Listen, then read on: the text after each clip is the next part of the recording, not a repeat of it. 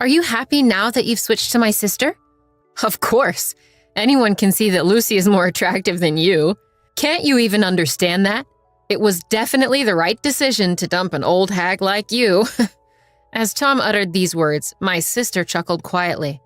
Well, I'm glad you think so. I've been thinking it's good to be away from you too. Thanks for breaking up. What? My name is Sophia. I'm a 40-year-old office worker.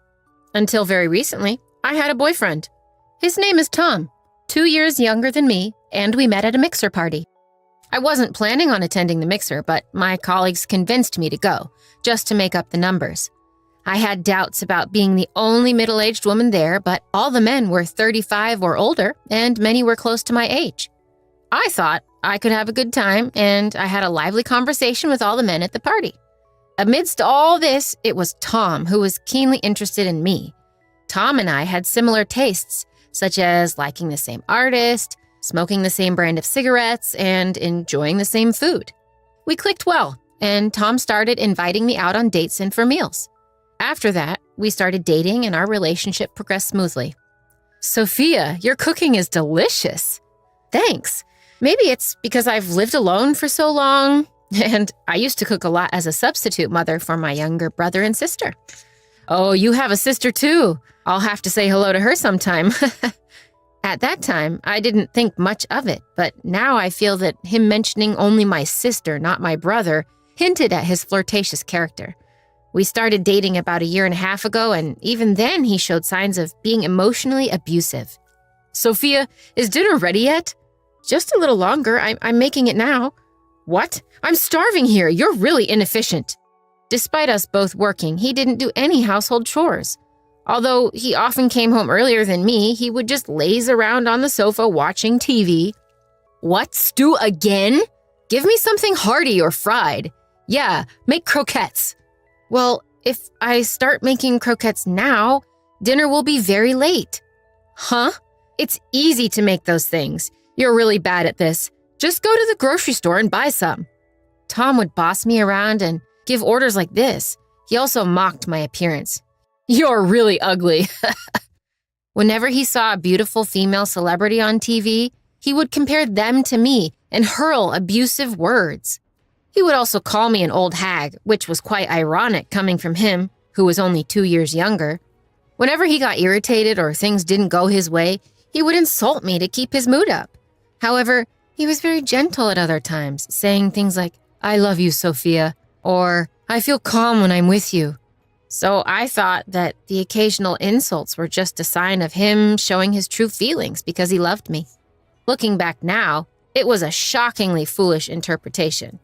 I came to realize the old saying, love is blind, is indeed true.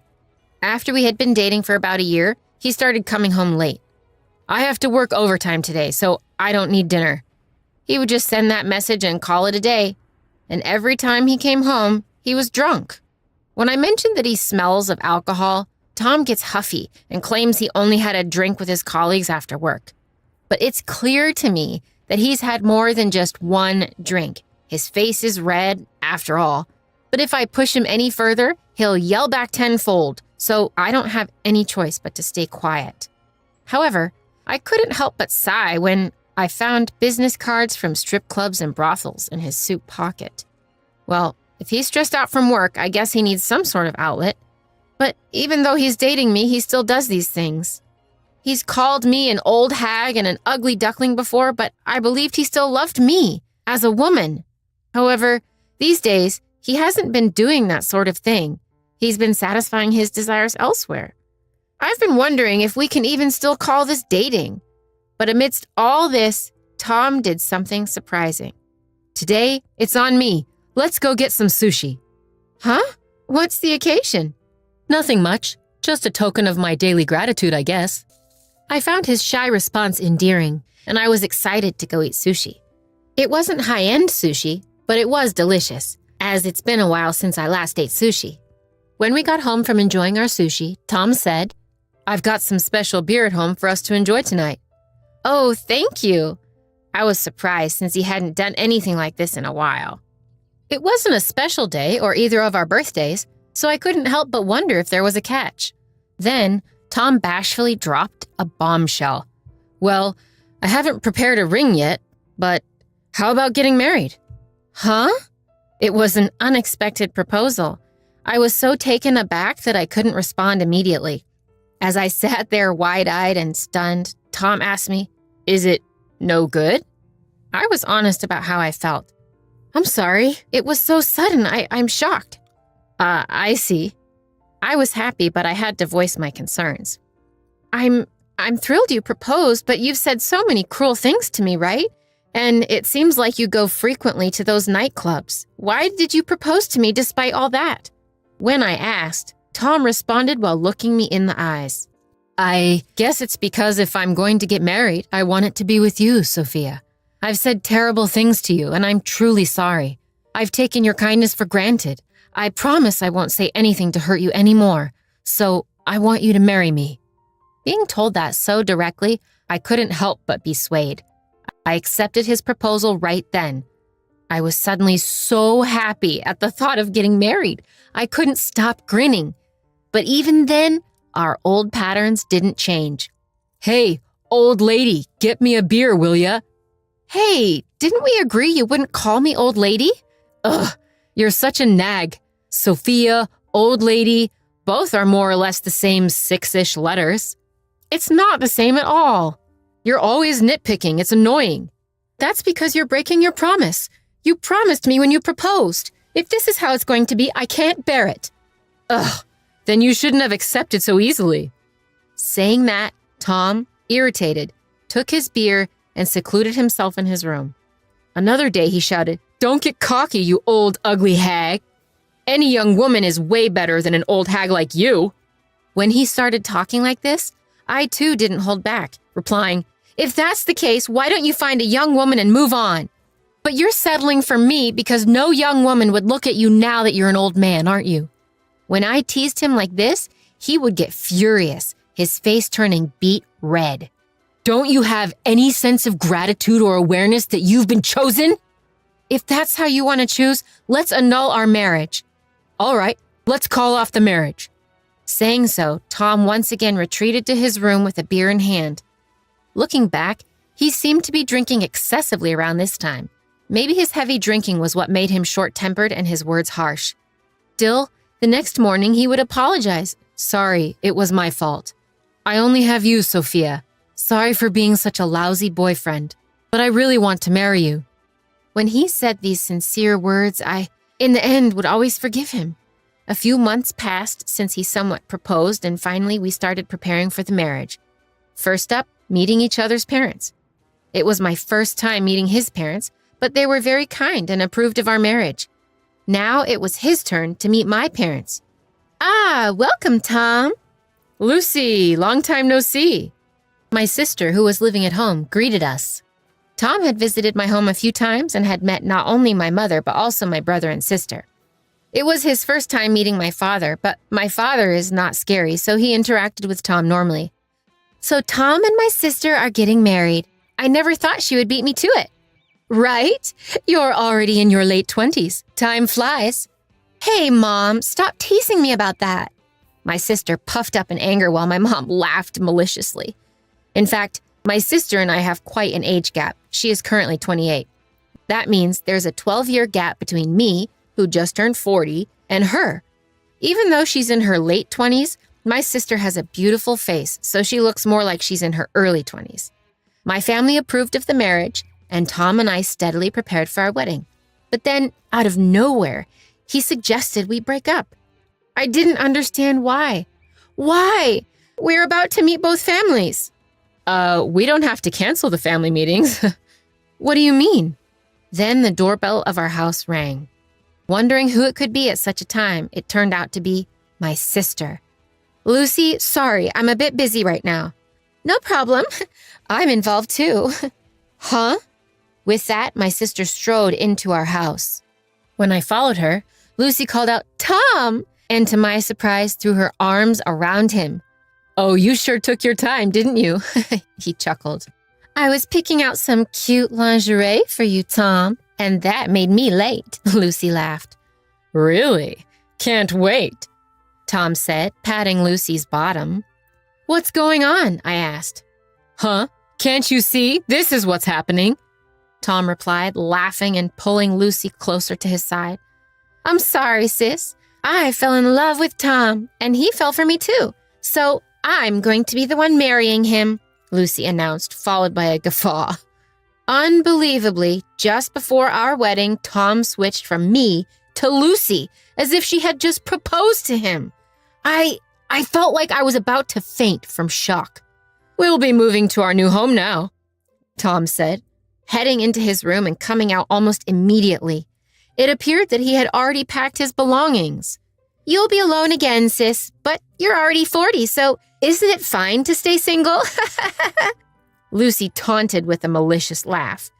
Even after they had left, I stood there in a daze for quite some time. What was the time I had spent with Tom all about? Upon reflection, he was a worthless scumbag, but he must have had some charm, too. The loss of him brought me intense grief. I cried for a while. It wasn't until I reached out to a friend and talked to my younger brother on the phone that I began to feel a bit calmer.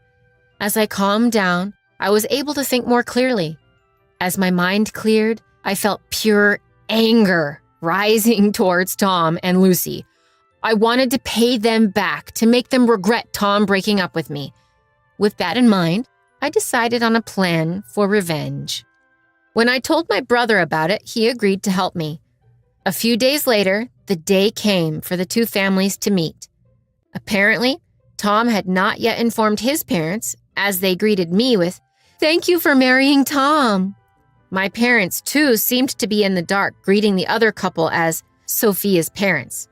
Then, Lucy dropped the bombshell. Actually, I'm the one marrying Tom. Both sets of parents were thrown into confusion, questioning Tom and Lucy, then turning their questioning to me. Tom and I broke up recently. He seems to have taken up with Lucy, I said. While both sets of parents were angry, I calmed them down, saying I was no longer angry and that they should accept the marriage. The meeting ended on an awkward note, and soon after, Tom and Lucy announced they were getting married. They seemed grateful that I had smoothed things over and invited me to the wedding. I attended the wedding not as the bride, but as a guest. As the ceremony approached and the room began to fill, I headed to the room where Tom and Lucy were waiting. When I entered the room, they were happily chatting. The place where Lucy sat should have been mine, but I no longer felt any envy. "Tom, Lucy, congratulations on your wedding," I said as I entered the room. They seemed surprised to see me, but quickly approached with smug smiles. "You really have some nerve, don't you? Any normal person wouldn't come to the meeting or the wedding after being dumped by their boyfriend for their sister." "You're definitely a bit off, aren't you?" Lucy added, grinning. I asked Tom with a gentle smile on my face, "Are you happy now that you've switched to my sister?"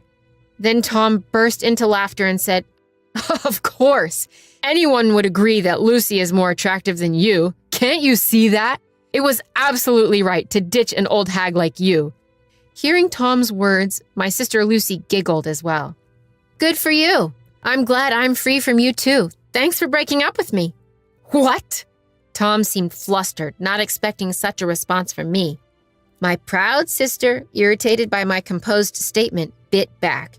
"Sophia, you must be envious. You're pretending to be strong, which is lame. You must be unbearably regretting that I took your boyfriend, right?" "Well, anyone who's happy about being cheated on is just a pervert and the minority. I was frustrated too, but when I thought about it calmly, I genuinely felt good about breaking up with such a terrible man." "What the hell is that supposed to mean?" "As you said, you've called me an old hag and have been overly dominating. If we were married, that would count as emotional abuse, and I could sue for damages, you know. Imagine how horrible a husband you'd become if you already acted this way while dating." My sister's face turned pale at my words. "Emotional abuse? Tom, is that true?" Tom hurriedly denied it. "Lucy, don't believe her. I'm a man who treats the woman I love with great care. That means I will take very good care of you." "Tom." Just when the two seemed to switch into lovey-dovey mode, I played a certain voice recording. Don't get cocky just because you're an old hag and ugly. Younger women are far better than old hags like you. I'm sorry I was wrong. There's only Sophia for me. I'm sorry for being such a lousy boyfriend, but I really want to marry Sophia." Lucy was stunned after hearing the recording. This is Tom's voice. These are some of the things he said while we were dating. He'd throw harsh words at me one day and ask for forgiveness with sweet words the next. This is his pattern. No way. It seemed that Tom hadn't anticipated I'd be prepared with such evidence, and he snapped at me in a state of panic. "Hey, stop messing around, you old hag. You're just nasty. I'm glad I didn't marry you, ugly, old, and bad-tempered. What's the point of living?" Just as Tom said this, the door of the green room banged open. In walked Tom's parents. "Tom, that's enough. Stop embarrassing yourself in front of our relatives." "What? What's going on?" "Your conversation has been broadcast throughout the entire house. Everyone heard." "No way." Tom went pale all at once. "No.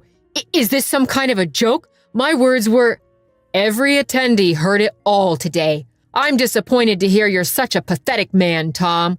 I'm going to apologize to the guests right now. Get moving." Tom's father grabbed Tom by the scruff of the neck, and he was ushered out of the waiting room. Lucy collapsed onto her knees, looking completely stunned, and hung her head. Both Tom and Lucy had paid a heavy price this time. They found no sympathizers among relatives, colleagues, and friends, all of whom distanced themselves. Tom, who worked in a predominantly female environment, seemed to have been demoted due to the scandal. Lucy, on the other hand, was warned by her friends that they couldn't hang out with someone who would steal her sister's fiancé, that their own boyfriends or partners might be next. As a result, no one invited her out anymore.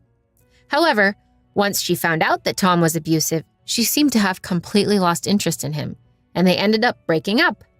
But since they had already submitted their marriage license, they became divorced almost instantly after having spent a fortune on the wedding.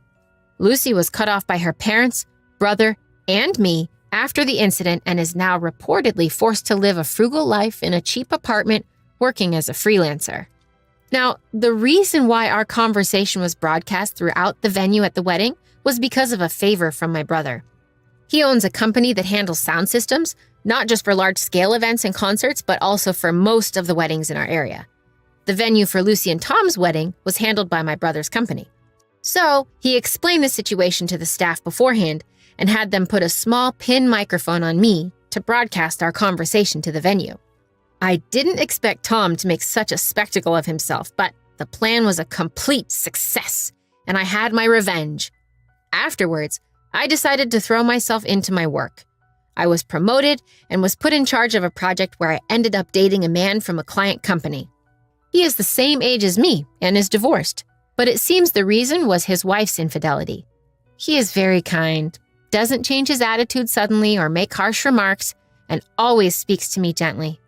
We haven't talked about marriage yet, but I feel like I can be with him for a long time. But I'm not hung up on marriage anymore, so for now, I'm going to fully enjoy the time I spend with him.